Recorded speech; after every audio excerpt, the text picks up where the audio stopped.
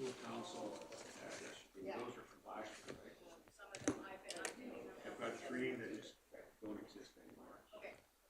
Yeah, so I hope they give me new ones. I'm getting them. I guess I plug in the, but I haven't gotten anything. No, it's not on you. It's on them to send to you. But I do know where to go. And you're supposed to tell me.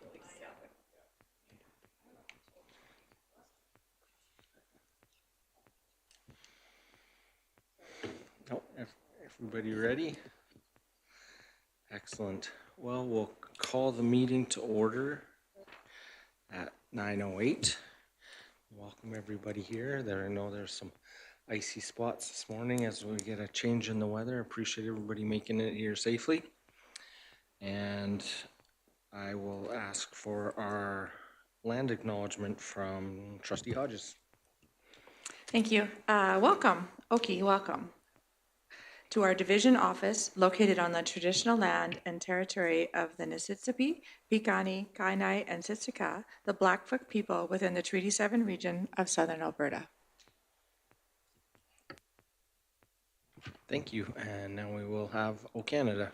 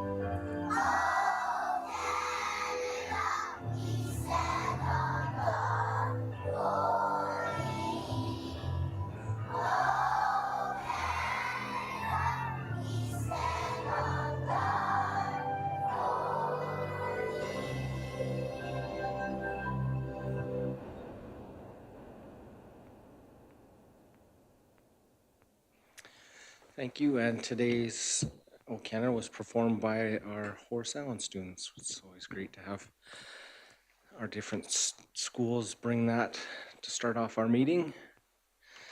I will ask for a motion to the recommendation that the Board of Trustees approve the consent agenda for the December 1st, 2025 meeting as presented or amended. Can I get somebody to make that motion, please? Trustee Yeagus? Oh, so close. Oh. Yeah, for sure.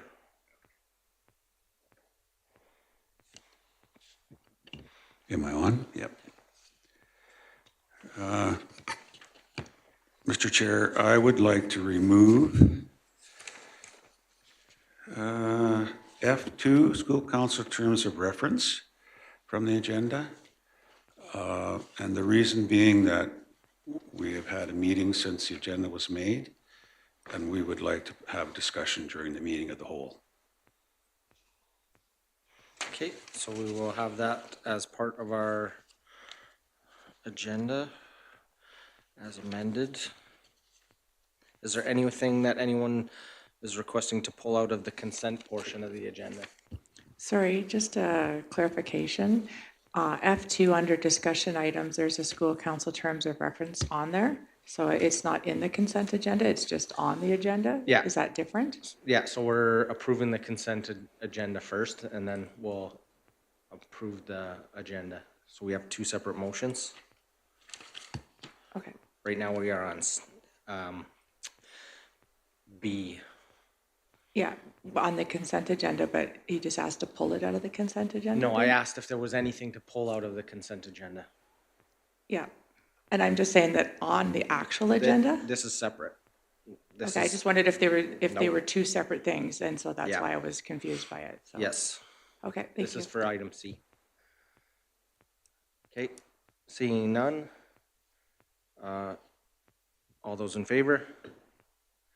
Carried. Moving on to emergent changes to the agenda, the recommendation is that the Board of Trustees approve the regular board meeting agenda as presented or amended. Can I get somebody to make that motion?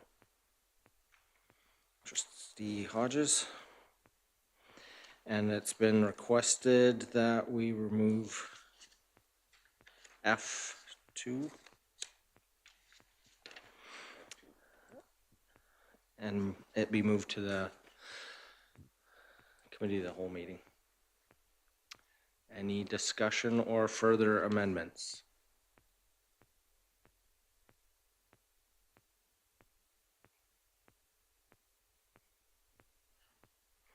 Seeing none, all those in favor of approving the agenda as amended? That is carried.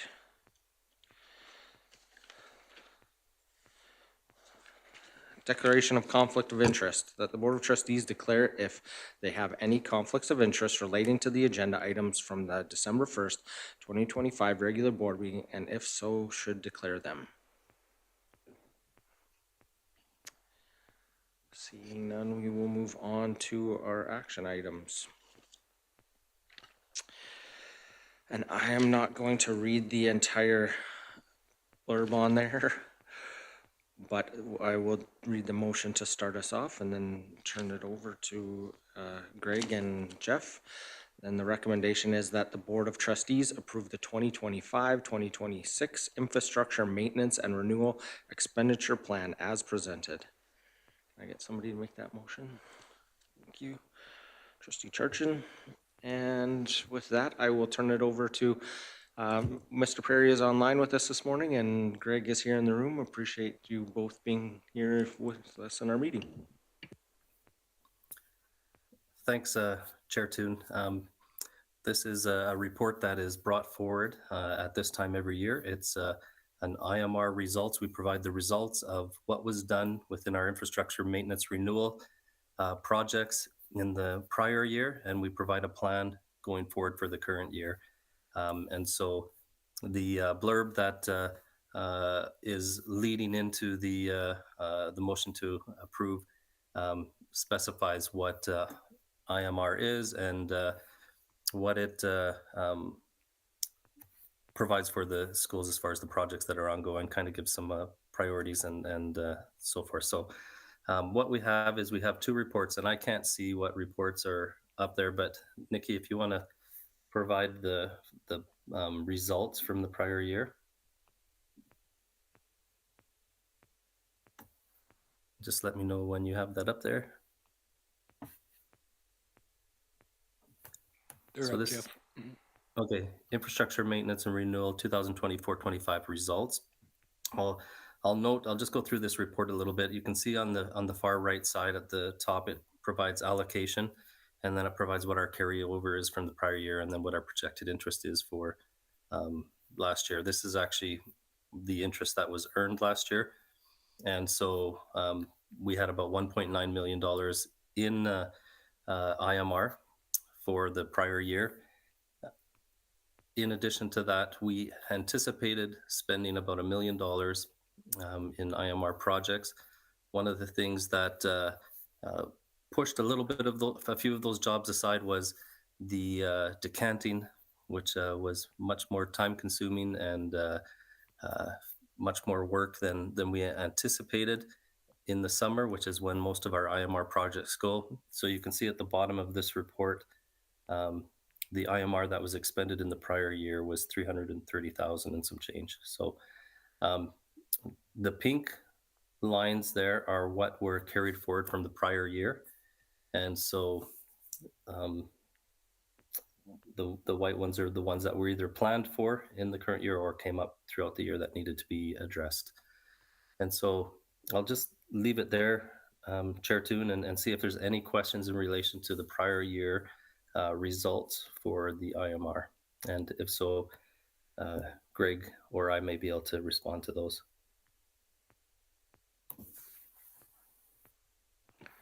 Not seeing any hands at the moment, Jeff, so I think we can proceed. Okay, so you can put the plan for this upcoming year. The report is developed similarly to the previous one. On the right side, the allocation went down a little bit to 600,000, 1.6 carryover. We anticipate with interest rates down that we'll have less interest, and so we'll have about 2.2 million. And we've put forward a budget of around $800,000 to spend in the upcoming or in the current year that we're in. And these projects are put on here based on information that we receive back from our inquiries from schools, from the maintenance department. So Greg and his team discuss what are items that need to be addressed. We also have timelines with regards to when we should proactively address things, and so they're listed as well. And then we prioritize and come up with a list of what needs to be accomplished in the upcoming year. So what you see on there, purple is what's being carried forward from the prior year. Like we said, we only spent 330 in the prior year. The purple is what is being carried over from the previous plan to this plan. So is there any questions for Greg or myself with regards to the projects that are proposed?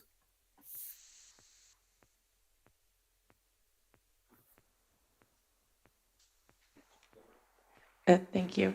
I just have a question around on WA Day, the bus loop.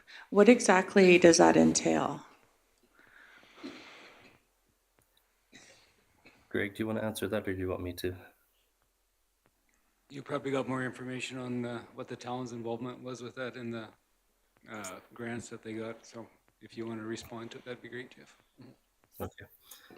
So we have a group within the town of Fort Macleod that has worked with the town and ourselves in looking at how we can improve the congestion in front of the school. We do have space on the east side of the WA Day facility, which could be utilized to help support a better process for dropping off students, picking up students as far as the buses and so forth. And so we are working along with that group and the town to see if we can't, as a group, put some resources towards that. And we indicated this group actually came and presented to the board in the past and asked for resources to put towards this. We indicated at that time that it would need to be built into our IMR plan, and so this is building that into the IMR plan. It's a combined effort. The group is fundraising or attempting to fundraise and get grants for their portion of it. The town is willing to put some in-kind as far as labor and work with equipment. And what we were looking at was doing sidewalk work that would divide the busing area from the main vehicles that would be driving in there, and as far as where students would walk and make sure that it's a safe area. So that's kind of the plan there. We still have some work to do with the community group and the town to get further down, but we said that we would commit to the sidewalk type stuff.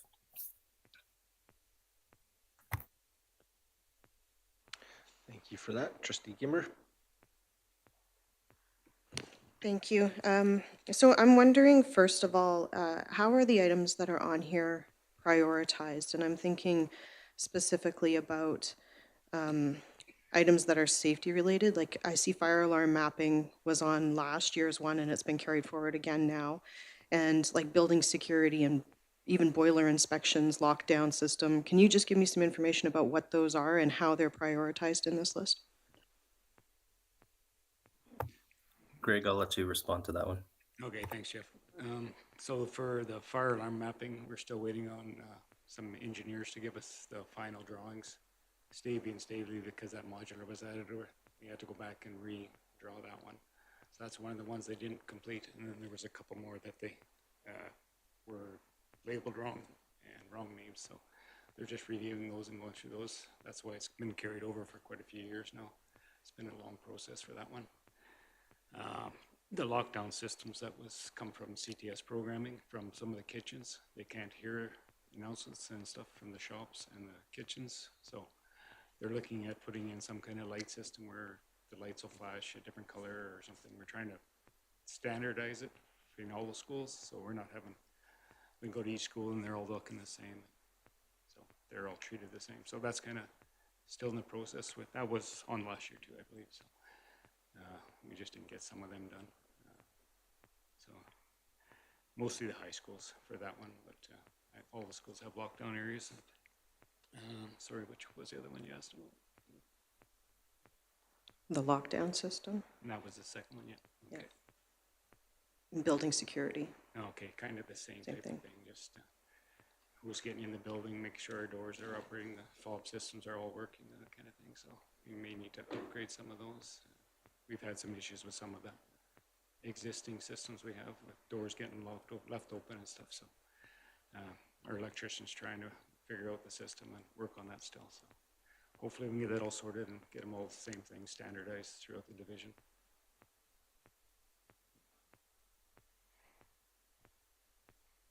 Go ahead, Trustee Emery. Okay, follow-up, that's kind of related then. So I see the budgeted amount is $820,000, and we've got significantly more than that that needs to be done, I'm guessing. My question, first of all, I guess this is for Jeff or even Jordan. The budgeted amount, is that the amount that we are going to receive in funding from the Alberta government? And if not, where does the surplus come from to pay for that? Jeff, Okay, you so want the to respond? Yeah. Yeah, I'll respond. Yeah. So up at the top of the form, on the top, that's the yearly allocation is around the $600,000 amount. The carry forward, we've spoken of this in the past where we believe that a $1 million carryover is a good carryover to have, in that if we have items that come up during the year that just have to be done, we have to have the resources to be able to do them. In addition to that, if a fire was to go through our communities, the deductible for that is $500,000. So if we had to do major work on a school, and so $1 million is what we typically strive to have in the IMR plan, and that's just come from build up over previous years.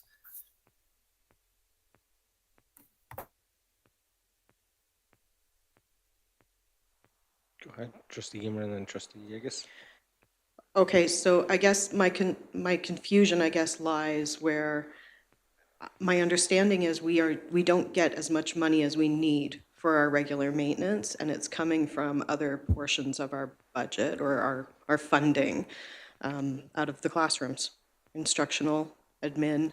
So I'm just looking for some clarity on how much, if we wanted to advocate to the government of Alberta saying we don't have enough money to do these really important things that are on here, like our lockdown systems and our building security and the boiler inspections and yada, yada, yada.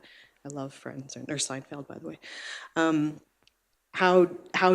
What information do you need to give us so that we can advocate properly to get more money for our IMR? Yeah, typically, so if you look at, Jordan's going to go through the budget a little bit later, and you'll identify that the operational budget for maintenance. So if we don't have the resources available here, it typically has to come out of operations, but we don't have sufficient operating funding in the maintenance department, and it ends up, like you say, coming out of instructional side of things. So there's only certain things we can expend in IMR, and so we typically have to follow that process, and then there's certain things that we can use from the operational budget. And like I said, for the last few years, we've had a significant deficit in the maintenance budget. And as a result, you have to use resources from the instructional side, which is the only area that really has resources available to be able to use. So advocating to ensure that we have a sufficient operational resources is what I would focus my advocacy on. Trustee Yegus. I noticed on here that you have irrigation repairs. I was wondering what that included. We've had several breaks in some of our lines, and they want to do some upgrades and stuff while we're digging up the ground. We are hoping to, and at Willow Creek Comps, that they kind of want to expand into their play field over there for their practice field. They were talking about getting a grant to add some automated irrigation system on that field as well, so. We just put, most of the stuff we ID'd on this is rakes that we've had that needed repairs and stuff. So.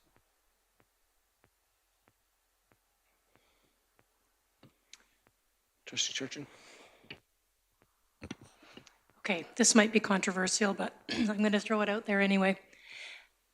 We have a lot of green space in our schools across the division, and we have less and less water.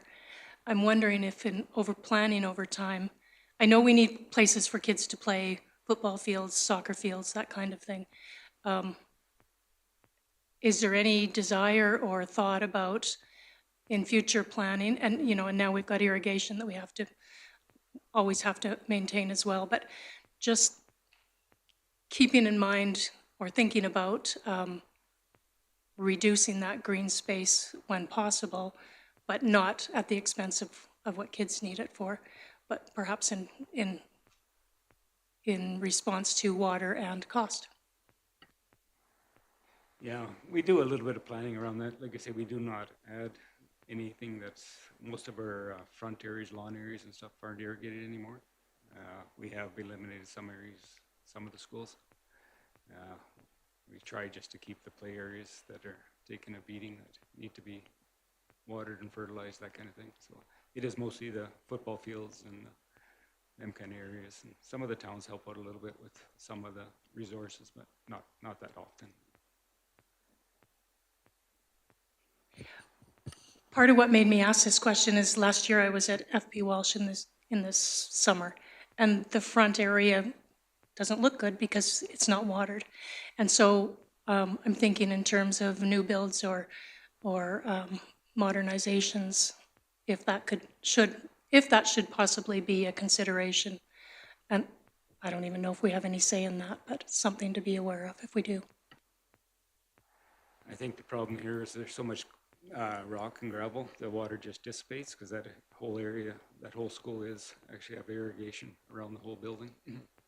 So it's kind of a hit and miss there, and we've got water restrictions like you mentioned and stuff, so we have to kind of work around that kind of schedules. And we do have them on timers and stuff. They only run for a bit in the mornings, so try and take advantage of the weather conditions and beat the heat and stuff. But it's a tough one in town here, but some of the other sites there, irrigation seems to work better.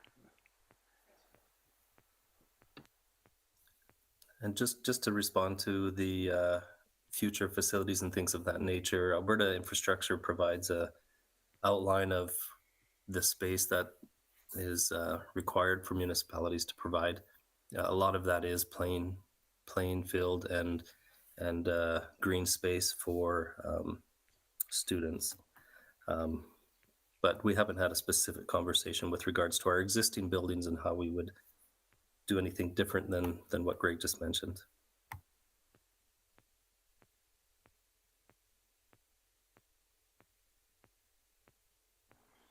Any final questions? Anything else, Jeff or Greg, that you need to highlight? Not on my end.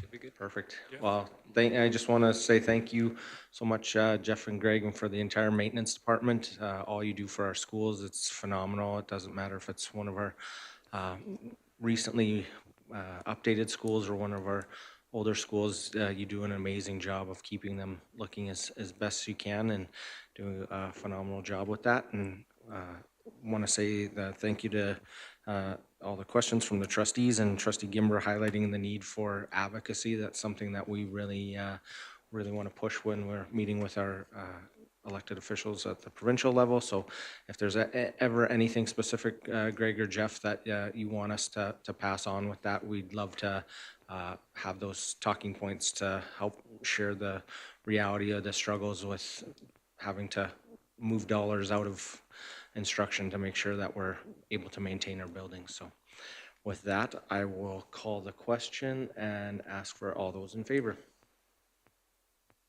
Thank you. Thank you so much, Greg and Jeff, for presenting today. Great. Thank you, guys. Have a good day. We will welcome Jordan Gunderson here to help present, and we have the audited statements for the period ending in August 31st, 2025. And our audit and committee chair, Carla Gimber, will present the draft related to the recently audited financial statements. And we have a motion, the recommendation that the Board of Trustees approve the audited financial statements for the Livingston Range School Division for the period ended August 31st, 2025. Can I get somebody to make that motion, please? Trustee Gimber?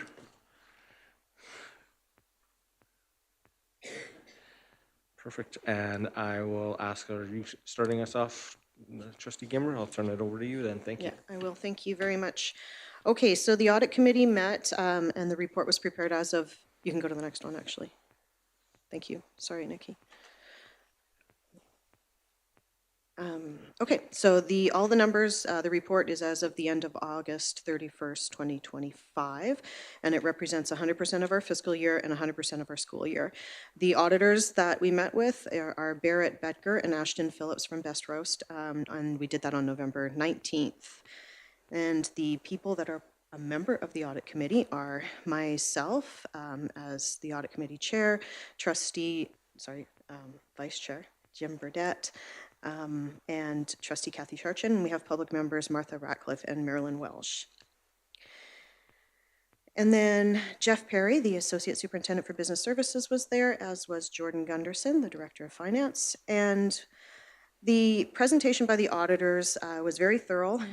They received and audited the financial statements of Livingston Range School Division and conducted the audit in accordance with the Canadian generally accepted auditing standards. They are independent of the school division in accordance with the ethical requirements that are relevant to our audit of the financial statements. These things are all in quotes because they are in the letter that they prepared and sent to us word for word, so just wanted to highlight that. Management is responsible for the preparation and fair presentation of the financial statements in accordance with the Canadian Public Sector Accounting Standards. And then their objective was to obtain reasonable assurance about whether the financial statements as a whole are free of material misstatements, whether due to fraud or error, and to issue an auditor's report that includes their opinion. And their opinion was the accompanying financial statements present fairly in all material respects the financial position of our school division as of August 31st, 2025, and its results of operations, its remeasurement gains, and losses in its cash flows for the year then ended in accordance with Canadian Public Sector Accounting Standards. So then the audit committee went through all the financial statements and the financial statement notes with as a whole committee. We spent some time with the auditors, freely asking specific questions in relation to the financial information, findings, and their presentation. And we did so without management present as well. So we had some time to do it just as trustees with the auditors. And no significant difficulties were encountered, no misstatements were identified, no significant control deficiencies were identified. But the one thing that has come up in prior years and continues to is the policies and procedures to reduce the risk of error or fraud in the management of the school-generated funds. So that was basically a high-level summary of what we did, and I'm going to turn it over now to Jordan to present the financial statements, summary of the financial statements to you all. Thank you, Trustee Gimber, and good morning, Board. So yes, this morning we're going to go through a summary of our audited financial statements, and we're going to start by looking at just our change in financial position, because this is sort of the overall, tells us what happened over the year. So as at the end of August 2025, we had a decrease in our financial position of $227,255. So this just represents that the cost to operate were that much higher than the money that was recognized as revenue during the year. Okay. Now, this deficit is actually lower than what had been budgeted. If you recall, when we submitted our budget, we had anticipated having a deficit of $313,000. So although we had a deficit, it was lower than what we had planned and budgeted for, but it's sort of in line. That was our plan, to have another small deficit, and that is what we ended up with. So what happens with a deficit is it affects your net assets, and I wanted to start there.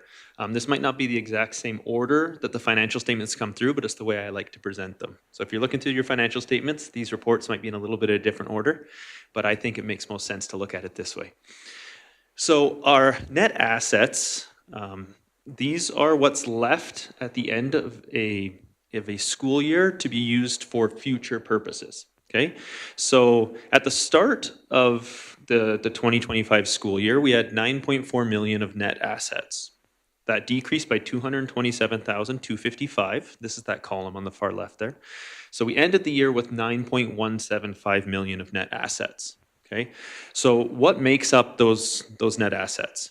So a huge portion of them is actually tied up in capital assets. So if you see that next column over, of the 9.17 million that we have for future resources, 6.3 million is tied up in capital. So this is our equipment, our buildings.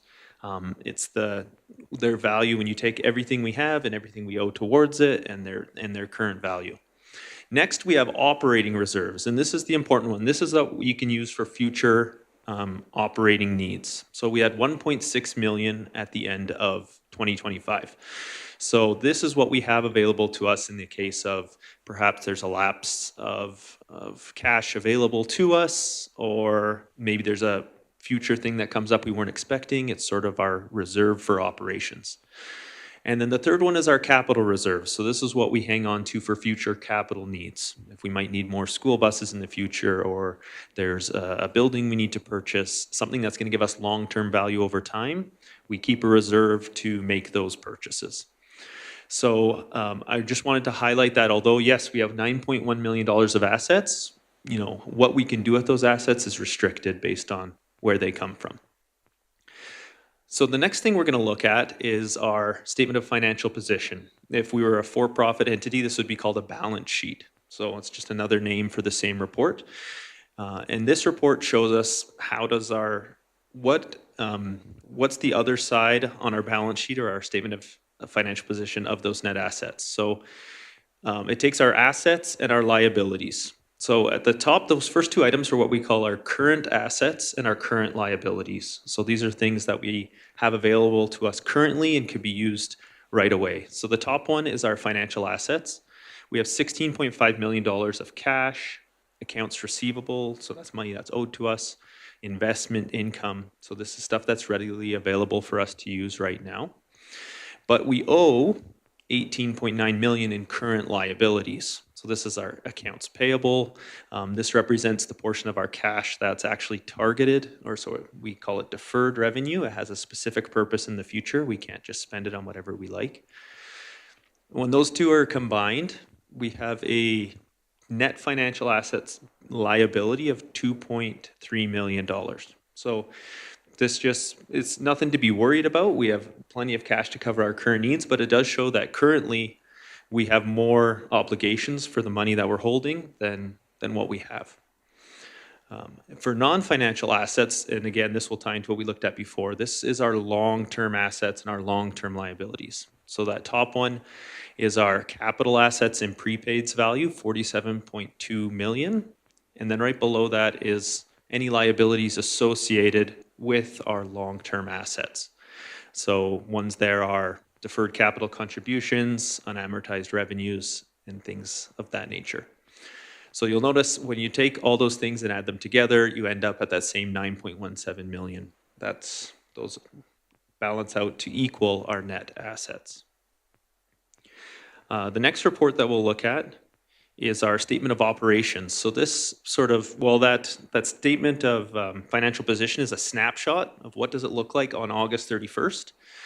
This statement shows us a story of what happened over 12 months. Okay, so this statement of operations report tells us from September 1 of 2024 to August 31st of 2025, what happened over the year. So we have 4 columns here, and the first one on the left is what we budgeted. Then we have our actual, and we'll look at the difference.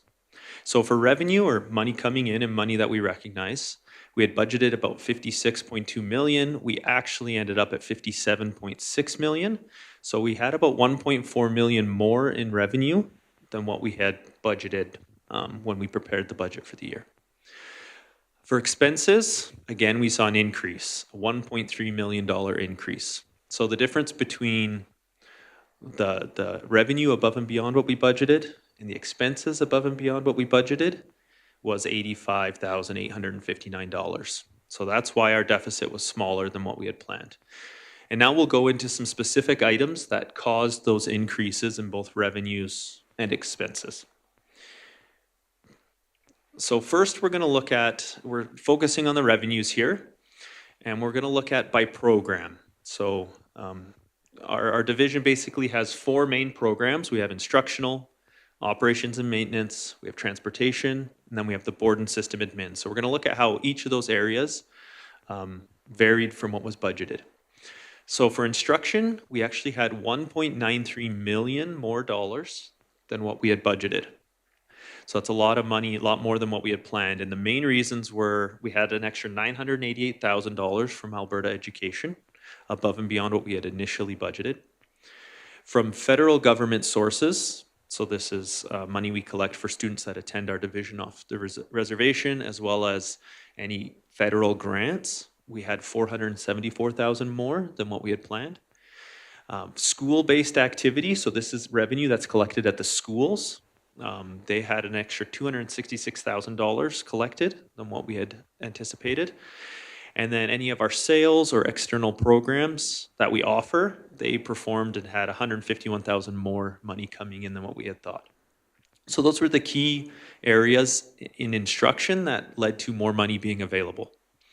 Operations and maintenance, we actually had $72,000 less revenue recognized than what we had planned.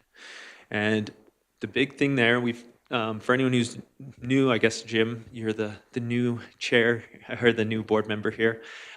But we talk a lot about what's called deferred revenue or targeted revenue. IMR funding is one of those items that, and we just talked about it, so it's kind of handy that is targeted for a specific purpose. And if our spending in IMR, if the project that we spend the money on ends up being capital in nature, so it's a project that's going to provide value over several years, we have to recognize the revenue over several years as well. So if we had a IMR project that was going to give us 5 years of value, it's a capital project that's going to have a life of 5 years, we recognize less revenue now, and that's what we're seeing, because we will recognize it over the life of that project. So that's the reason operations and maintenance is lower. It's not that we received less money. It's that we are just recognized less this year because we have to recognize it over the subsequent years. Trustee Hodges? I just want to know if you want questions as you're going through the slides or if you want to wait till the end, is it? I'm okay with that. If you guys are okay with that, I kind of like Okay. tackling questions as they come up. Because this just has to do with the instruction part of the beginning of this statement of operations, just that Alberta Ed, the 988. I just wondered, we had expected to receive a certain amount. I just wondered why we had received more than we had actually budgeted for, if there was an explanation around that. Yeah, absolutely. And we'll see this on the next slide a little bit, but I will just touch on it now. So the main reasons there were, if you remember, after we prepared the budget last year, over the summer, the government announced additional funding, right?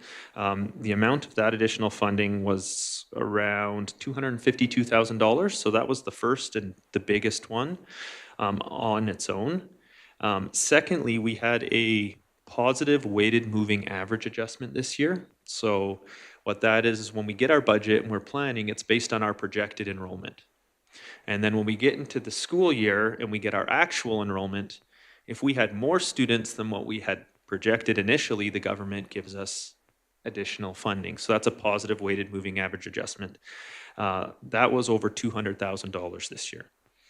The other things that come in for Alberta Education are the different grants that they offer throughout the year. These are all targeted, and we're going to see in a minute that the expenses go up, right, as we get this extra money because we have specific things to spend it on. But things like our low incident support services grant, our literacy and numeracy grant, we had an Alberta mental health grant.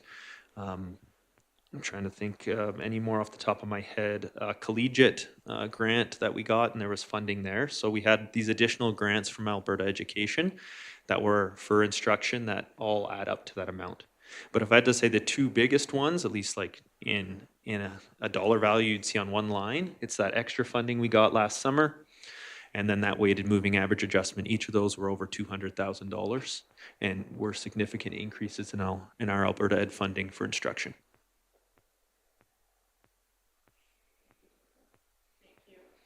I just, if I would have just been patient, I forgot the next slide went into it a little bit more, so, but thank you for addressing that. No, that's okay. Now I don't have to repeat it. Yes, Trustee Lung? I'm going to back you up too. Okay. The federal government funding, that 474,000, that would include Jordan's principal funding? Correct. Yeah. So actually 425,000 of that was additional Jordan's principal grants that we received above and beyond what we knew about when we prepared the budget. So when we prepared the budget, we knew about some grants that had already been approved and we planned for those. But then others were approved after we had finalized the budget, and so that shows as additional funding above and beyond what we had planned. Yeah. And we're going to lose that. That is correct. Yeah. All right, so for transportation, this is a similar story to what I explained in operations and maintenance. When we have funding that we use for a capital reason, like in this case, it was purchasing buses. We used $486,000 of our transportation funding to purchase school buses. We have to recognize that revenue over time. So that was the main reason why our transportation revenues seem so much lower than what we'd planned. 486,000 of what we received we'll be recognizing over 10 years as we, which is what we use as the lifetime of our buses. So over 10 years, we'll be recognizing that $486,000 as revenue in future years. But the additional portion that we're under is mostly due to transportation. We had I talk about that weighted moving average change. All of our grants are considered when we're looking at how funding might change, and our transportation funding, we ended up getting a little bit less than we had planned. And then board and system admin, we were actually a little bit over in revenue above what we had planned. The big thing here is that a percentage of international funding, federal funding for students that attend our schools, we've always taken a percentage of those and given it back to system administration to account for all the work that goes into supporting those programs. And so as those programs and revenues were higher than what we had planned, then we also saw the portion for the board and system administration go up a little bit. So yes, here I was going to look at, so overall Government of Alberta funding, we saw that it was a lot higher for instruction, but it was actually lower in other areas. And so this is how that all balances. So we talked a little bit before, we had $472,000 of unbudgeted Alberta Ed grants that came in. So these were new curriculum, dual credit, learning incident support services, learning disruption. It's also known as the literacy and numeracy grant. Mental health isn't on, it is, it's a little bit lower on that list. So yeah, that top one was grants that we had no idea about, so we didn't budget for them at all, but they came through during the year. The next line is that summer adjustment announcement that happened last summer, which we talked about. And then the 217,000 was the weighted moving average adjustment. So higher enrollment than what we had projected. And then we had $117,000 of grants that we had planned for, but we ended up getting more than what we had thought. So we had budgeted a portion of these, but we ended up getting more than what we had thought. So we had another 117,000 there. Then the areas where we were low, we've talked about these. So the transportation revenue, this is the portion that has been moved to be recognized over future years. IMR funding, $99,000 spent on capital projects. So again, we will recognize that over future years. And then the other area where we were low is ATRF contributions. So although the government pays the employer our portion of teacher retirement fund contributions for us, we still have to budget for it and show it on our financial statements. We show the revenue and the exact same expense, they net to zero.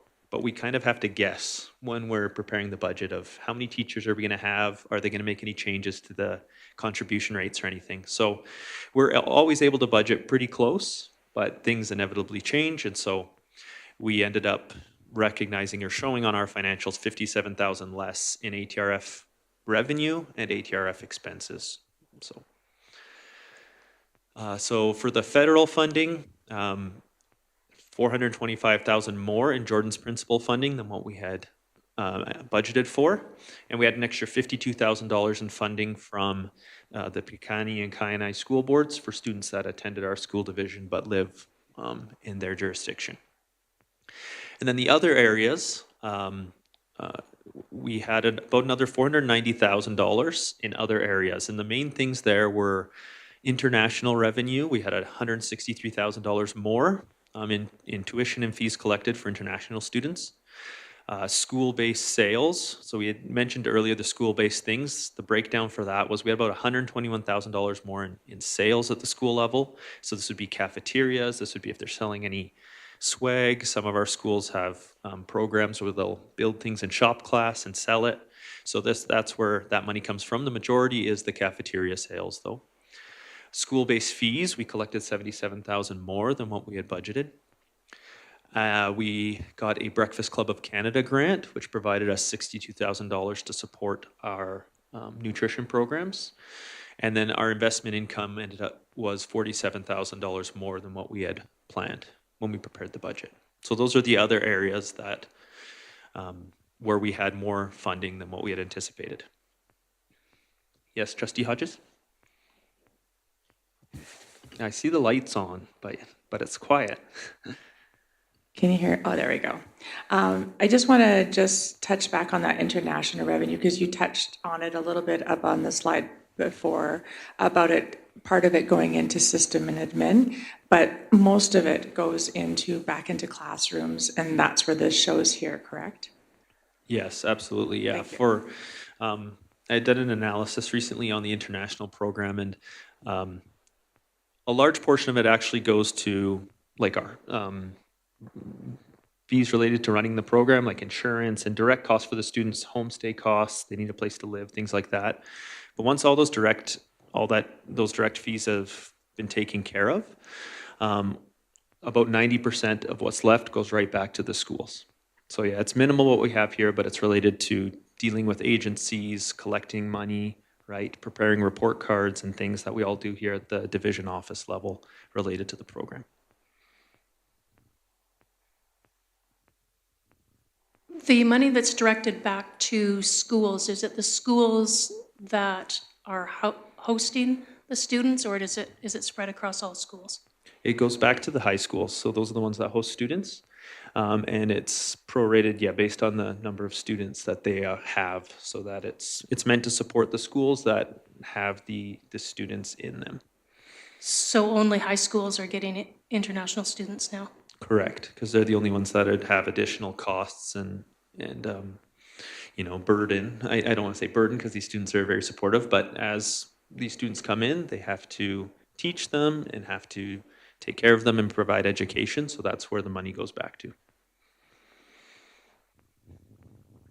Just to let you know, Jordan, we have about 10 minutes left for the slides. Okay. Thanks. Thank you. All right, so next up, we'll look at the expenditures. So overall, our spending was $1.3 million more than what we had budgeted. And so this is how that breakdown looks between the programs. So instruction, we spent almost 1.8 million more than what we had planned. And we saw earlier that we had a lot more revenue. So you'll see a trend here. When we get more money, it goes right back to those areas where the money came from. Or if we had less money, we'll spend less in those areas. So maintenance, we see less spending because that spending is going to happen over the next several years, and we'll recognize the revenue at the same time. Transportation, where our spending was about 3.6 million less than what we had anticipated. And board and system admin costs were about $70,000 less than what we had budgeted. And so the main areas that drive our spending on the next slide, Nikki. So the The first thing we'll look at is salaries and benefits. Oh, sorry, Just trustee Toon. a quick question. What's the reasoning for the board and system admin being Being under. significantly under? Yeah, so there was a couple main reasons there. The first, and I have notes on here, so I'm just going to go to my note here. So this was something we saw across the board, but because board and system admin budgets for this specifically, our utility costs were lower when the carbon tax was removed. We saw a lot of savings in utilities. So we saw that in the maintenance area and then in board and system admin because our board pays for anything related to this building. So utility costs were lower. We had some savings there. The board and system admin related travel costs were actually a lot lower than what we had planned. So I know there were specific efforts made to try to show some savings. And then the other areas that we had budgeted for some software implementation costs and working with those software providers, we were actually able to get them waived. So there were some savings we were able to have related to not incurring costs for softwares that we were implementing and bringing in.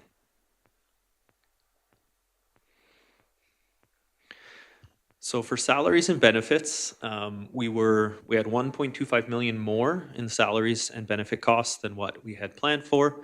So for teachers, we spent 667,000 more than what we had initially budgeted.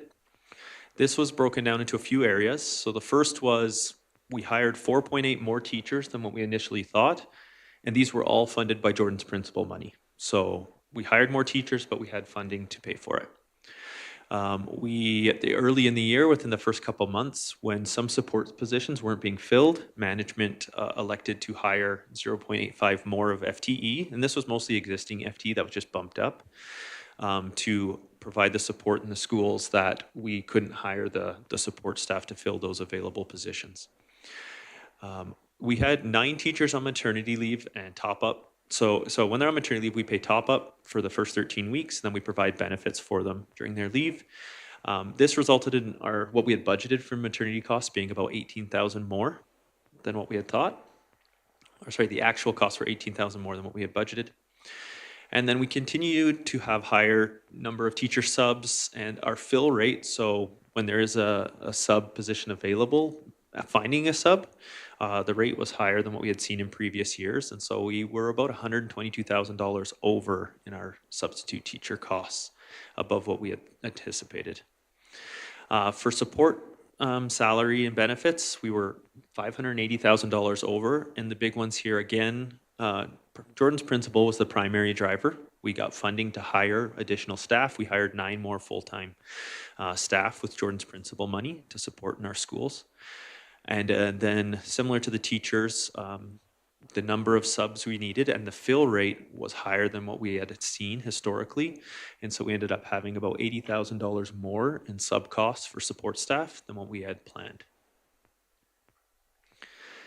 And then outside of salaries, benefits, people costs, other operating expenses were, you look at them all together, it was only 67,000 over.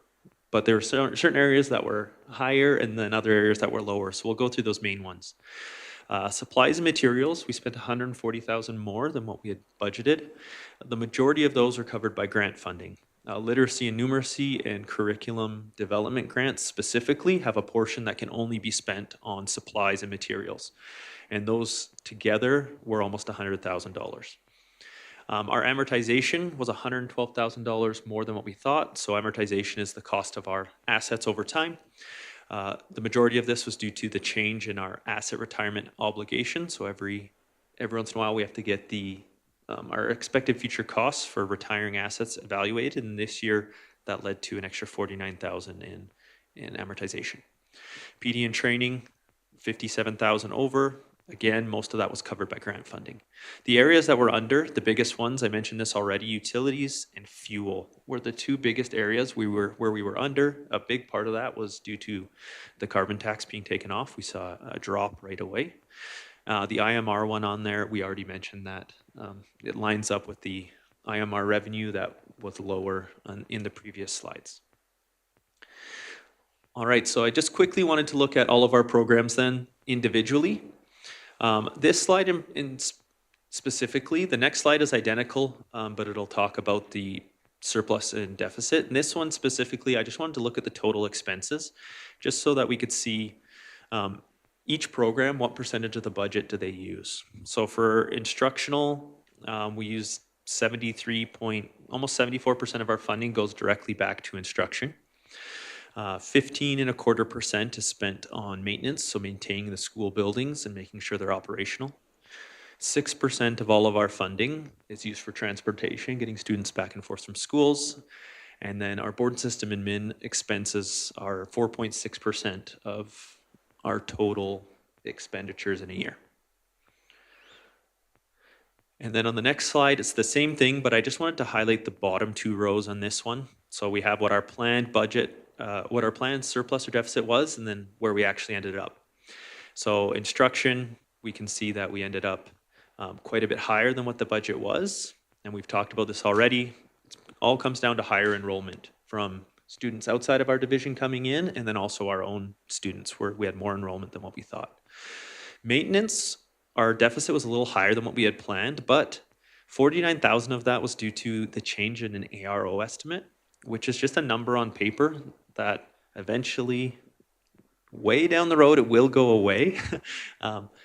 But without that, we actually finished in a favorable position in maintenance, which is a good thing. We knew we were going to have a large deficit, but without that ARO adjustment, our actual operating costs were lower than what we had planned. For transportation, the surplus is lower, shows us lower than what we had planned, but again, we use some of that money to go towards bus purchases, and so that's why we just reported less revenue. We will report that over time. And then board and system admin, we finished in a surplus position in that area of about $10,500, whereas we had actually anticipated a deficit there due to all the things that were going on in that area and some extra costs that were unique to this year, specifically implementation costs that we were able to waive. And then there's a new column on the far right called external services. I just wanted to draw our attention there. So new this year, when government or in Alberta Education took over Alberta Childcare as well, they asked us to report any preschool operations in that external services column. So this represents grant or fee revenue that we collected for our preschool programs at Canyon, Horace Allen, and AB Daily. Those are our 3 preschool programs, and any expenses related to those. So we had a deficit of about $31,000. They cost that much more to operate than the money that came in. We're making plans to get that into a balanced position because we need our preschools to be self-sustaining. But in previous years, they had surpluses that we were able to use. We had carried those as part of our reserves, and we're tracking them. We were able to use those to cover deficit in this year, but going forward, we don't have any reserves in preschools left to cover deficits. So we're making plans to ensure that we're able to operate those preschools on a self-sustaining basis. And then, yeah, the last slide I have is just a little summary of our capital purchases during the year. It was a higher than normal year for capital acquisitions. The big one being the acquisition of the transportation and maintenance shop here in Fort Macleod. That was a large one. And we also had our copier replacements division-wide, which was a big cost for equipment. We had been planning for it, and we had set aside capital reserves to pay for that, but it's just something that happened this year. And then vehicles, we purchased 3 new buses, a new maintenance truck, and another vehicle for divisional use, as it saves us money when we can use a divisional vehicle. So, and that is the end of the presentation. There's a recommendation just on the last slide, but before, are there any other questions related to what's been presented today? Just with the deficit, Jordan, that was on the early learning, is it spread pretty evenly between the 3 sites, or is there one specific one that has a larger portion of the deficit? It's spread pretty evenly between 2 of them. So there's one that's been able to operate really well, and it seemed to, and where they've been successful is finding additional revenue sources. So they've worked with the community to get an FCSS grant to help provide some extra grant funding, and our other preschools have taken that route this year as well, looking for extra revenue sources to help cover it. But one of the preschools that had a poor year historically has been really strong. It was just a lot lower enrollment than what they had thought. So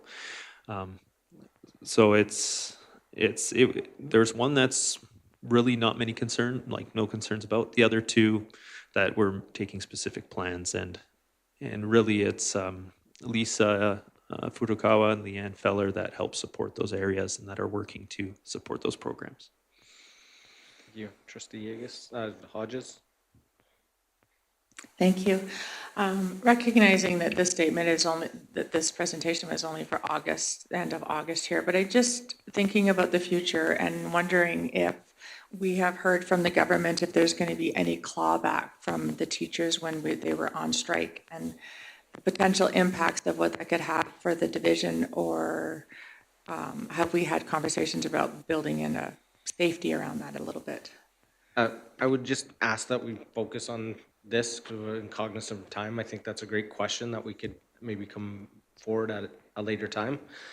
We're just running a little over time and want to keep us on track with the roads and stuff. Had a request to kind of keep things going, but great question, Trustee Hodges, and I think we can get that answer to that. Yeah, Trustee Gimber. Yeah, I just had a couple things to add to the presentation, so thank you very much for that. But you also gave all of us a fact sheet on reserves, and I appreciate that. This is very detailed. I have found in speaking with a lot of members of the public that it's almost too detailed for them to understand.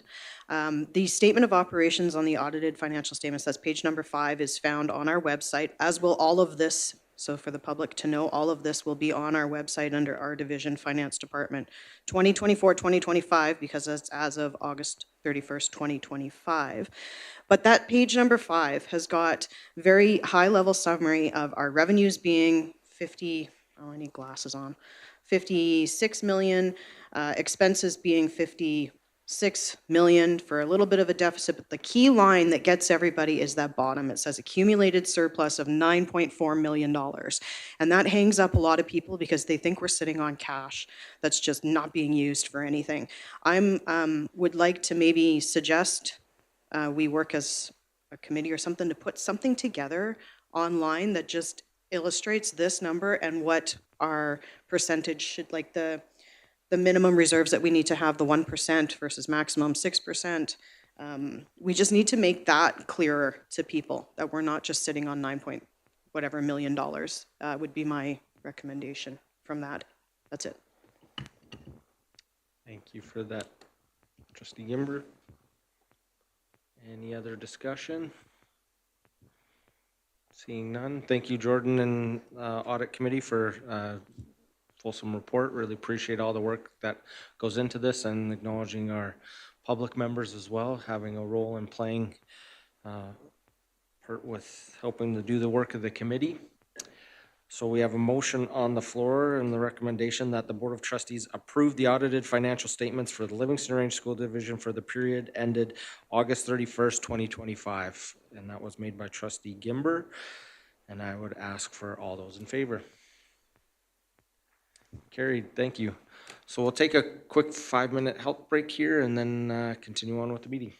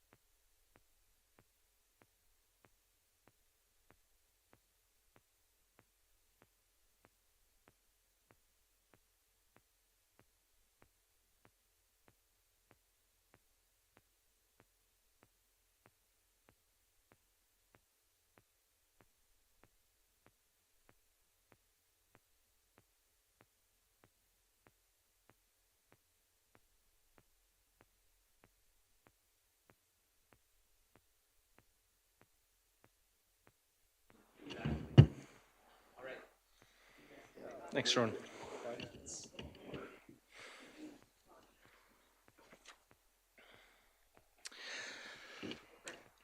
So if everybody's ready, we'll call us back to order. And moving on in our agenda to E3, ASBA Zone 6 position, Trustee Chartran will discuss with the Board of Trustees running for ASBA Zone 6 Professional Learning Coordinator / SAPDC position. And the recommendation is that the Board of Trustees approve Trustee Chartran to run for ASBA Zone 6 Professional Learning Coordinator / SAPDC position. And can I get somebody to make the motion? Trustee Chartran, and turn it over to you. Thank you. Thank you. The positions for Zone 6 were filled last in November at the first AGM, except this position. And upon learning upon that, I think I could be a good fit and fill that position with the approval of the board to put my name forward. Any discussion? Trustee Gimber. I just have a question about your day job. Do you work for SAPDC, or how are you related to the professional learning world? First of all, we're not called SAPDC anymore, so I think I can help in getting this updated to the correct terms. I am a contractor for what is now known as the South Office of the Alberta Professional Learning Consortium. So I am contracted by the number of days to perform whatever professional development, the area in which I'm in, which is mostly around First Nations, Métis, and Inuit. Does that answer the question enough for you? Thank you.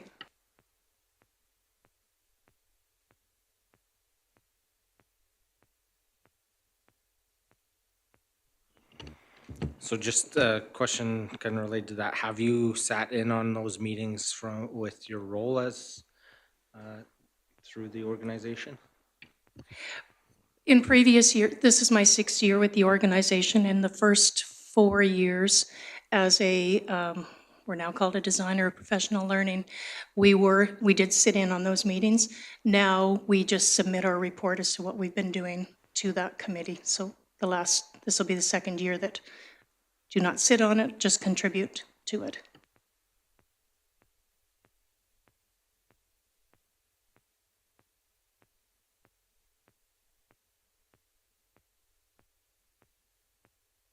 Any other discussion?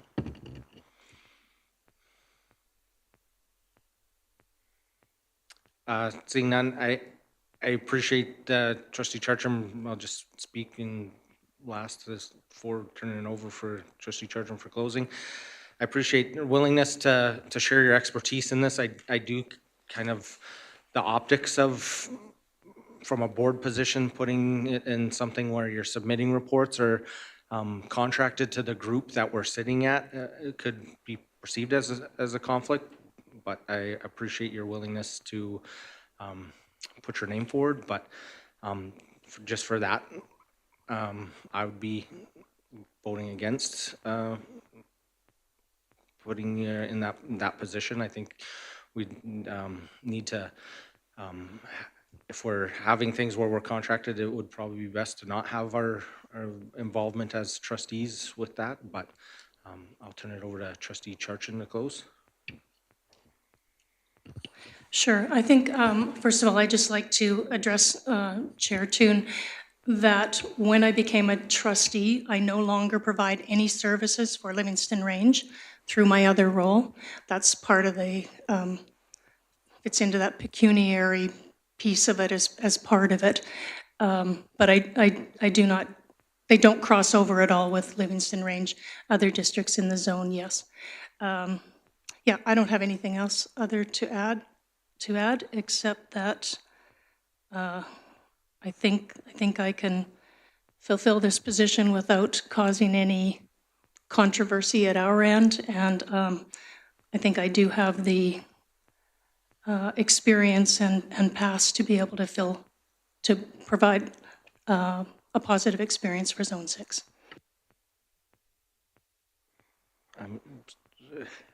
Yeah, we called the question on it and had the closer, so I appreciate the opportunity, and we will call the question.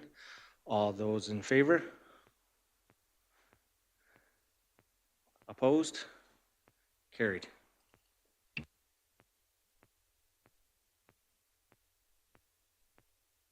Helps if it's on. Moving on our agenda to Professional Development Committee.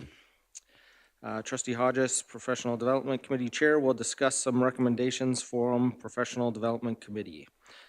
The first motion is the Professional Development Committee recommends the Board of Trustees approve the Professional Learning Committee terms of reference as presented. And will you be making that motion, Trustee Hodges? The floor is yours. Thank you. We met earlier last week to discuss our Professional Development Committee, and we have presented the terms of reference for everyone to look at. So we just want to, if the floor is open, if anybody has any questions, they're pretty straightforward.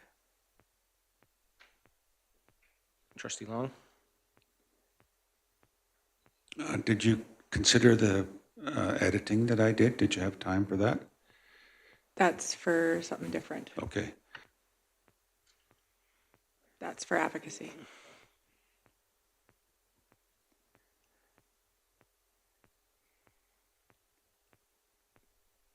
Seeing no questions on this, we'll call the question.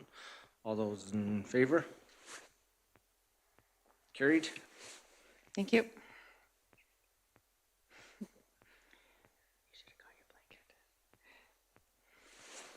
Moving on, the recommendation, the Professional Development Committee recommends changing Policy 8, Appendix C, Item 4, for individual trustee funds to a maximum of 1,000 can be carried over for 1 year. In an attempt to attend a higher event, individual trustee funds can be carried over in order to attend an event at a higher cost, but must be used by the end of the term. Can I get somebody to make that motion? Trustee Hodges. And the floor is yours again. Thank you. When we were going through the policy 8 under when we had our remuneration approved, this was a line in the policy that didn't match to the new remuneration that was approved at the board meeting. So we are just asking that the $1,000 be changed in that line item, and everything else remains the same in there. But we just added in that it has to be used by the end of the term.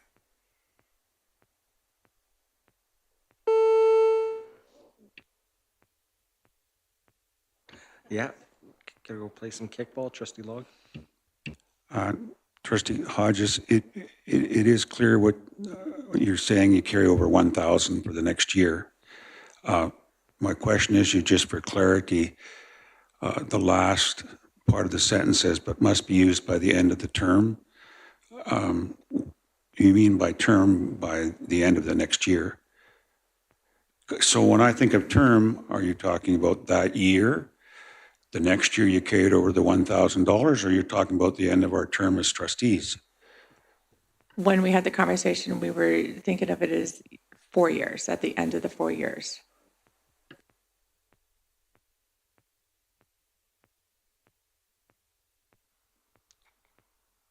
Trustee Burdette. I see you adjusting a mic. Mike, I guess, so we're allowed to carry 1,000. Is that a one-time thing? We can carry 1,000, or can we carry 1,000 every year and end up with a great big one at the end of 4 years? I think the term should end. If you're carrying forward money to use the next year, it should be ended at the end of the next year. That's how I would think that should read. Should I be making an amendment? So is that a proposed amendment? I think that we should change term, an amendment to change the word term to the end of the, so these are carried forward 1 year to the end of that year, yes. So we have Instead of to the end of your term. We have an amendment on the floor. Any discussion around the amendment to change the term to the end of that year? Trustee Hodges. Just speaking to the amendment change, just for a little bit of a context, we just need to remember that we are only approved to attend one conference per year. And so if you wanted to attend another conference within that 4 years, then you could have saved up your $1,000 each year. So you'd only have $4,000 at the end of your 4 term to go to an additional conference that you wanted to attend or to a higher conference. And so that was the rationale behind that. Trustee Gimber, I don't know if you had anything you wanted to add in why we presented it this way. No, I would say that that's the reason we presented it that way. And the thought process, I think, behind that was there's interest from some trustees in the past to attend a CSBA, which obviously costs significantly more than $1,000. So that's why that was on there. But I will add that, hold on, I want to make sure I'm speaking to the amendment. And I believe that your PD, your $1,000 per year, should be spent in the year that it's allocated, because we should all be doing continuous professional development. Trustee Long.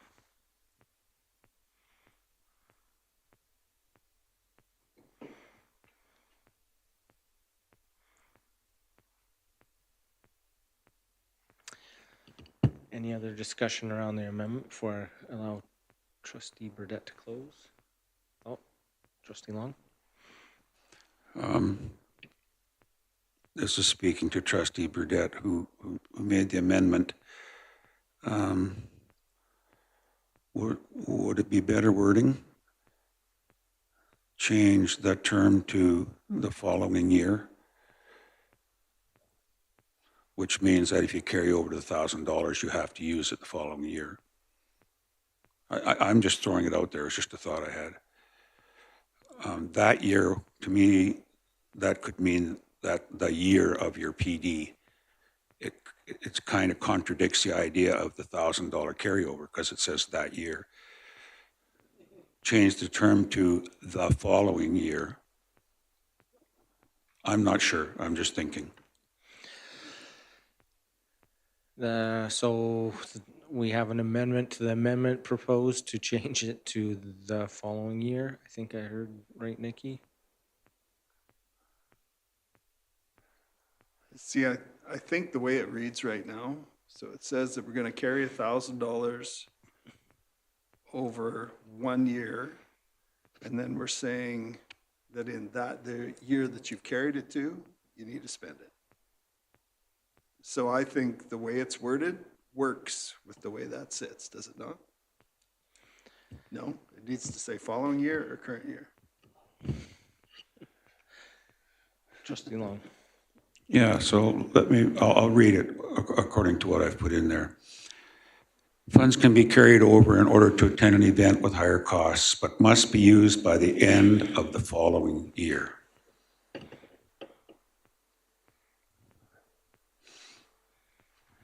I think we're talking about the same thing. I think that's. Oh, right. I think we definitely are, absolutely. I think that would be a friendly amendment, would it not? There's no such thing. Those words are out of order. So we have the following year as presented. If there isn't any, okay, yeah, kill your mic. Let me kill Burdette, this. thank you. And we will call the question on Information? Does that mean by this that we could carry it for 2 years? that. I don't believe that that's the intent of it. That it's for But the following year. year means that if you don't spend it in your first year, you could carry it over to the next year. Correct. That would be the year that would follow. So you could carry it for 2 and have to spend it in the second year. I think that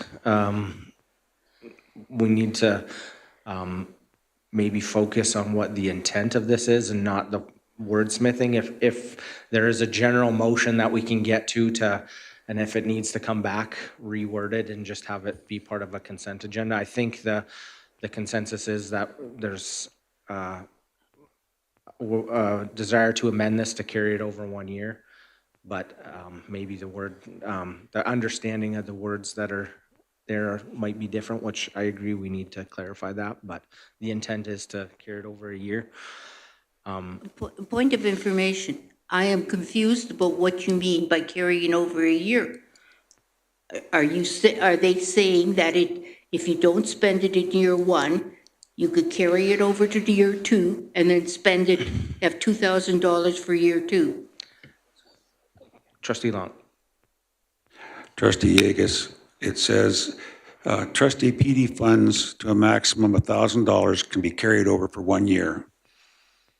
Must be spent by the following year. You can't carry, it says, you're not carrying it over. You can carry $1,000 over to the next year. That next year is the following year. So you have that next year to spend that $1,000 on. So you will have $2,000 in year two? No, you will not, because you had to spend it in the following year.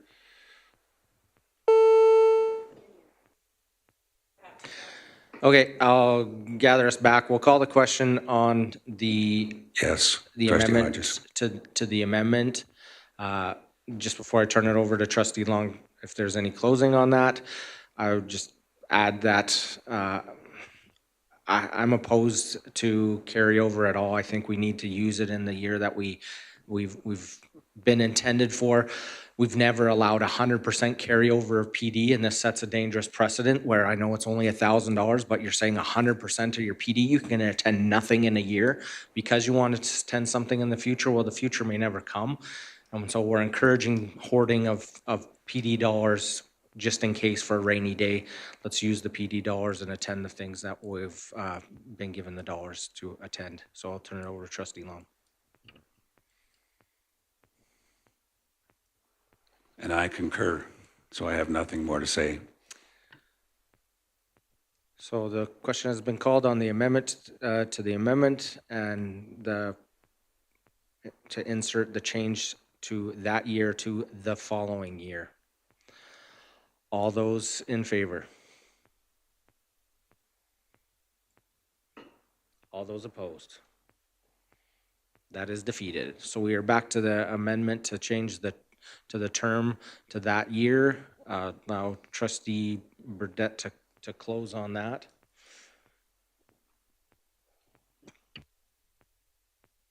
Now I'm confused. So, yeah, I guess we can change it to that if that makes it sound better. I just don't think that carrying something to the end of a term is the way that we want to do it. Like, I agree with Trustee Gimber in that, and Trustee Toon, that we should be using our PD funds as we go. So I'll close like that and we can vote. Thank you, Trustee Burdette. And we'll call the question. All those in favor? All those opposed? So we are back to the original motion as it was presented. Any further discussion? Trustee Long. If a PD session is that expensive that we're considering carrying over, I don't think we should be attending that PD in the first place. I am hitting all the buttons. Trustee Charchin. Attending professional development is not cheap. And so if it's $1,000 will pay your registration and maybe a small touch of something else, I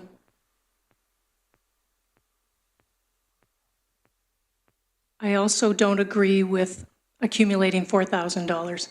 So I'm not quite sure how I will vote on this, to be honest, but I think those are two important pieces.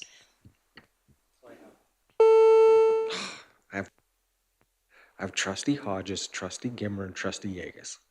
Thank you. We need to remember too that as a board, we've already been approved to attend one conference per year. The $1,000 is extra for potentially attend ASBA, the speakers corners, things like that, that are above and beyond the conference that we're already approved to attend.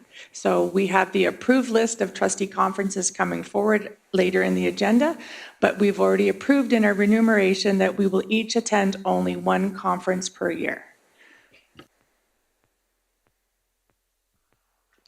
Yeah, I was just gonna say the $1,000 wasn't originally intended in the motion 2 months ago to pay for things like Speaker's Corner.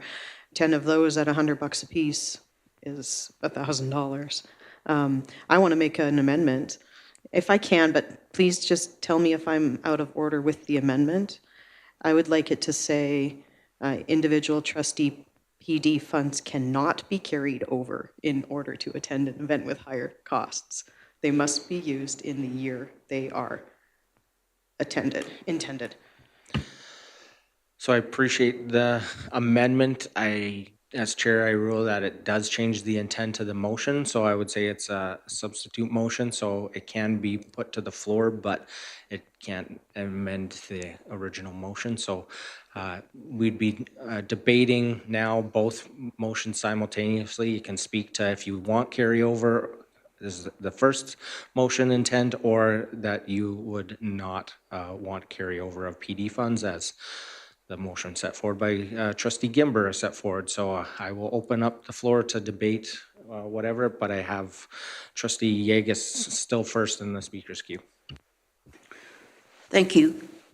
There are certain not conferences, but events that we could attend that are primarily, a lot of them are online, that have some very relevant things to what we are discussing, and it's very difficult to find these within this area, like in Alberta. And one of them I'm talking about is a group called Governing for Impact. I went to one on a few years ago. They are out of the States. They're quite expensive because you're putting it in US dollars, but trying to find something, for example, governing and AI are very difficult. And if anybody is interested in an area like that, we have to go outside of what we have here. So I think there are areas that we can save up for. I'm not saying that you should save up for the exact $4,000, but sometimes saving up for $2,000 and going to one, especially online, are it's quite beneficial.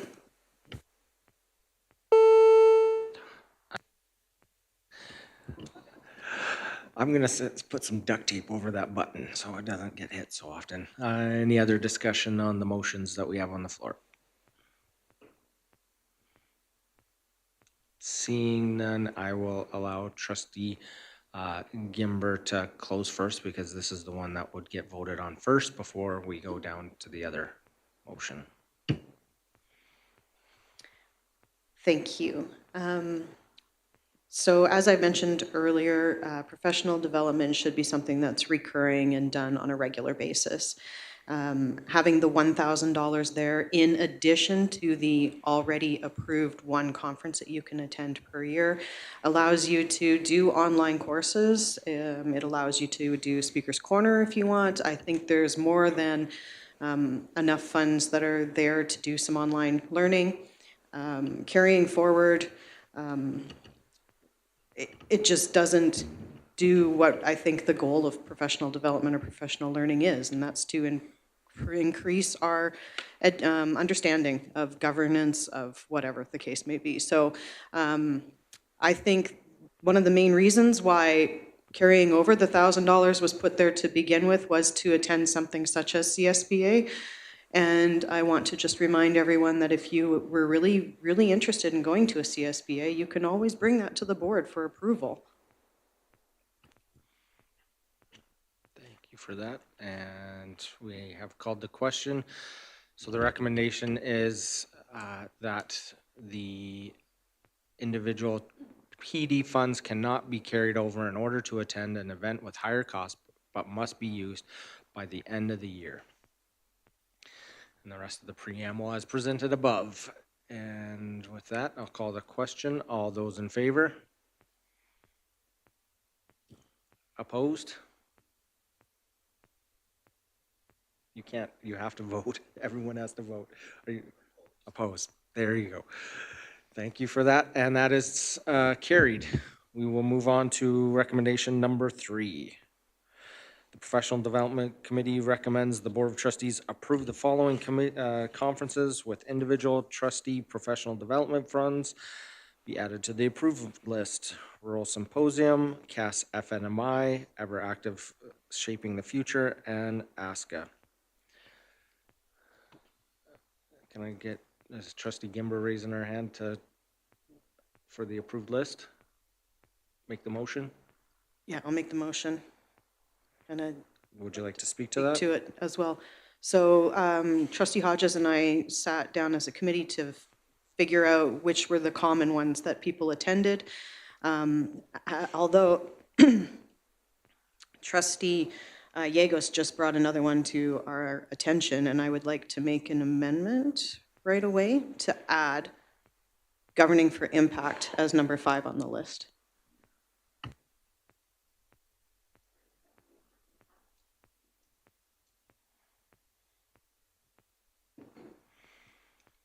Okay, we have a amendment on the floor.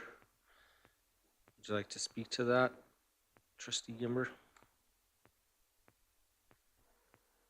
And just, I think I already kind of spoke to it. It's something that apparently Trustee Yegus finds very valuable and thinks that it might be valuable for all of us too. It was not on the radar for Trustee Hodges and I at the time.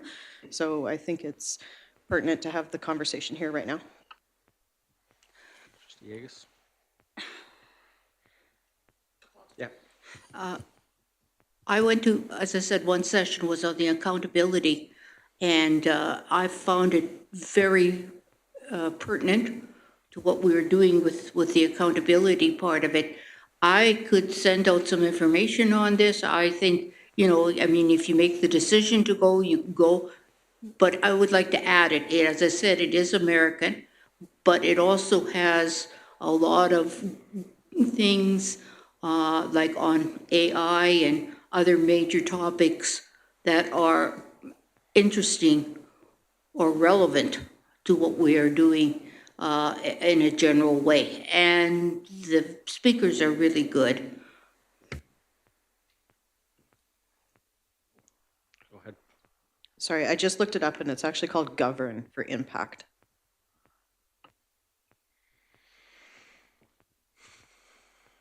If there's no other discussion around the amendment, we will see if the mover wants to close.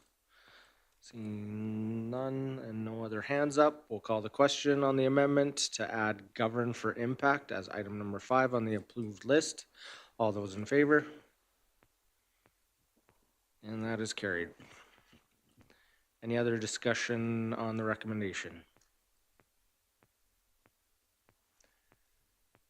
Seeing none, would the mover like to close? And the question has been called. All those in favor? That is carried. Thank you. Moving on in our agenda to E5 colony assignments. In response to the notice of motion, we were Trustee Hodges at the October 27th regular board meeting. Trustee Hodges will review the colony assignments for approval. The recommendation, the board approve the colony school trustee assignments as presented. Trustee Hodges, any discussion as we get it pulled up? No, we just, I think as a board, we've already kind of discussed around who's going to do the colony assignment, so I think we can just fill in the sheet. Just the notice of motion was just so that the board had some opportunity to discuss. Thank you for that.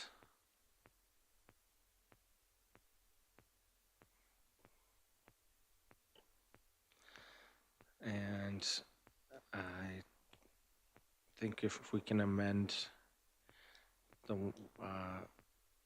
list, and I believe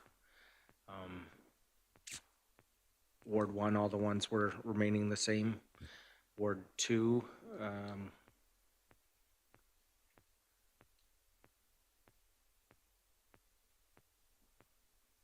yeah. Were you just taking over Trustee Poitras's, or was there additional ones that were?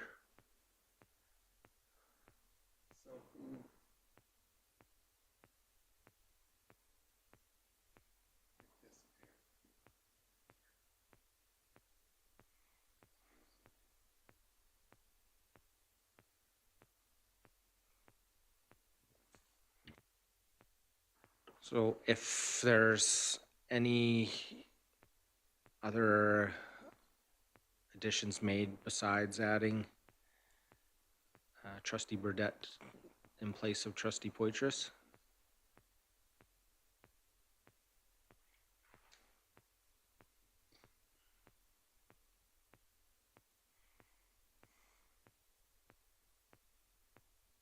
I thought you were gonna take, Trustee Burdette, were you taking Waterton as well? I thought that was also, I don't remember. If you want me to. But then,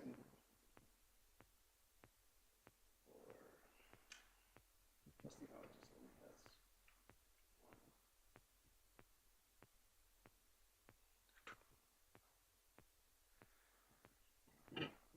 has were you wanting?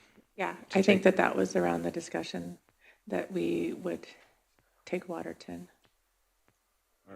Did you win the arm wrestle? I can't Did you lose remember. it, Trustee Hodges? Yeah, okay, Trustee Long Trustee says Long? yes. Yes, we had that discussion.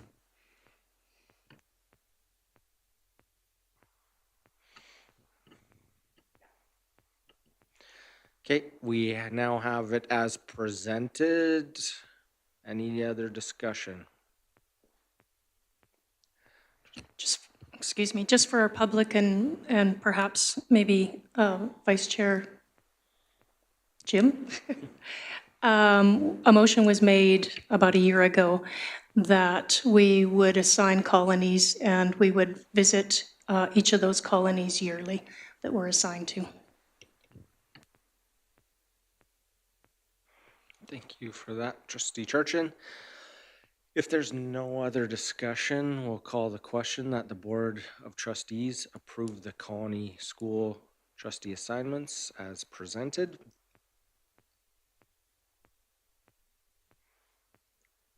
Okay, all those in favor?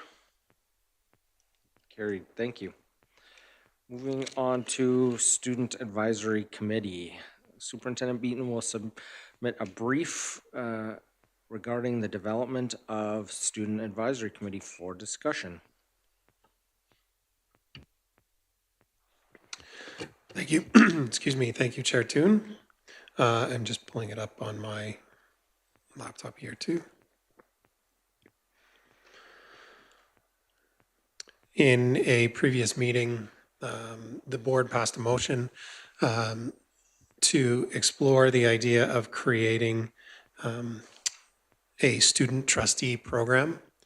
After that meeting, I did some research about student trustee programs as well as superintendent advisory committees made up of students. I looked at the benefits of both.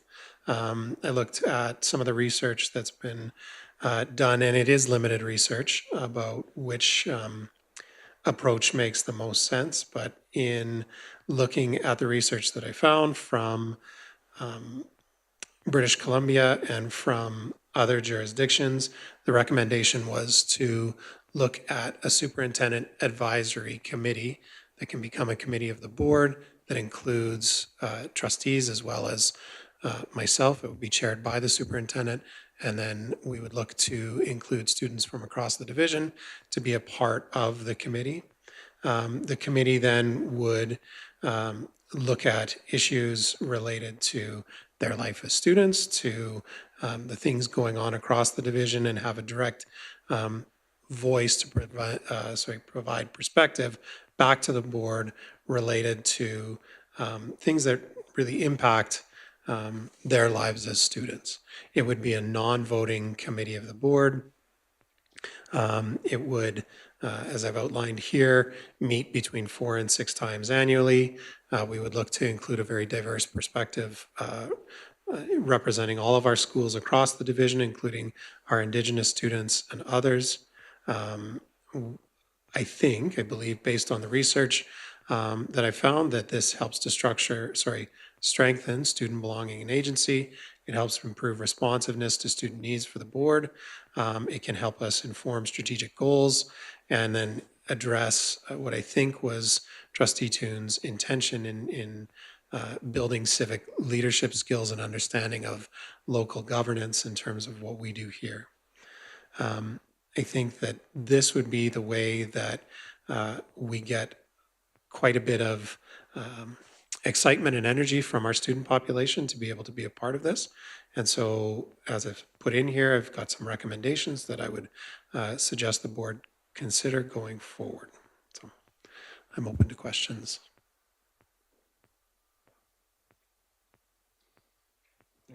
Trustee Hodges? Thank you. I am super excited about this moving forward.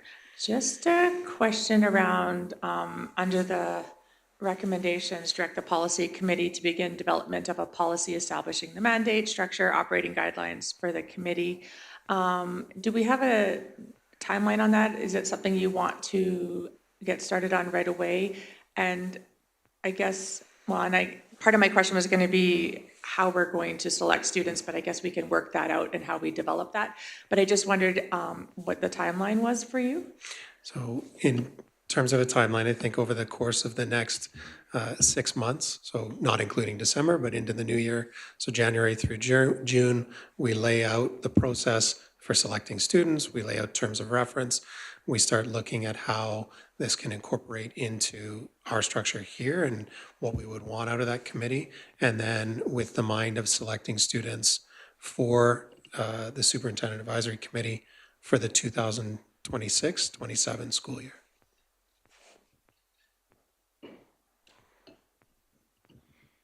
Any other questions?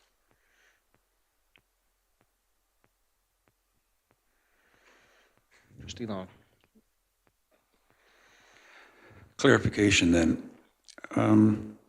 Approve the creation of a student advisory committee chaired by the superintendent of schools as a standing committee of the Board of Trustees. So then, as a standing committee of the Board of Trustees, our chair would also be a chair. Correct. So I guess I understand you're chair of the committee, but then, in this case, Trustee Toon is also the chair of that committee. correct. So it'd be co-chair. Yep. So process-wise, we can either have a motion arising today to approve this as presented, or it could come to our next board meeting, will of the board, whatever trustees would like. Trustee Gibber and I are also going to say we're going to do this from business arising from the board meeting that we'd like to have this approved today. We'll just check to see if there's trustee Yegus. Yeah, I would also like to say thank you for putting this forward. I found it very informational and it was great. It gave us a good background in it, so thank you for all the work you did on this.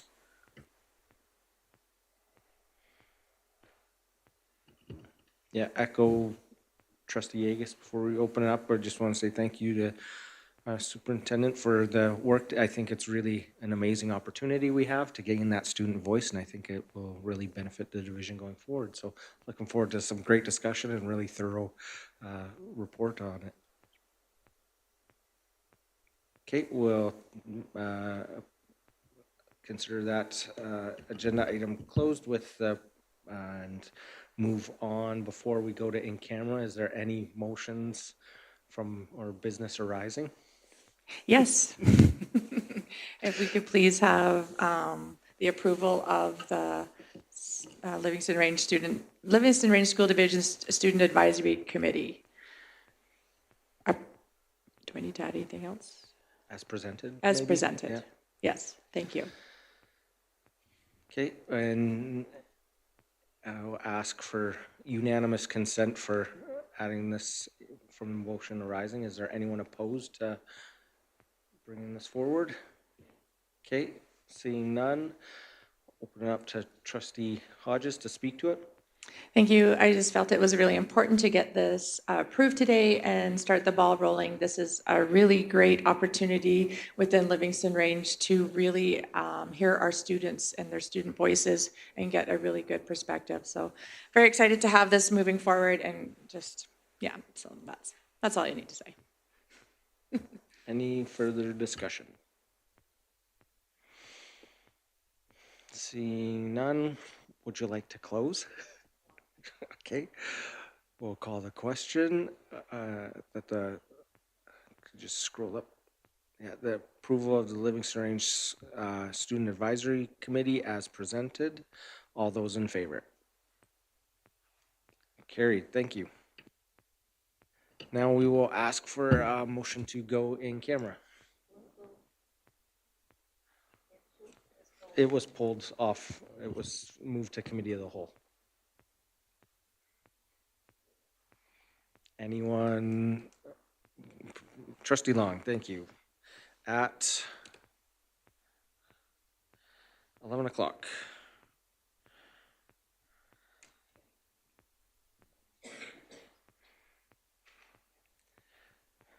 Thank you. We will transition. Are we moving into the next room?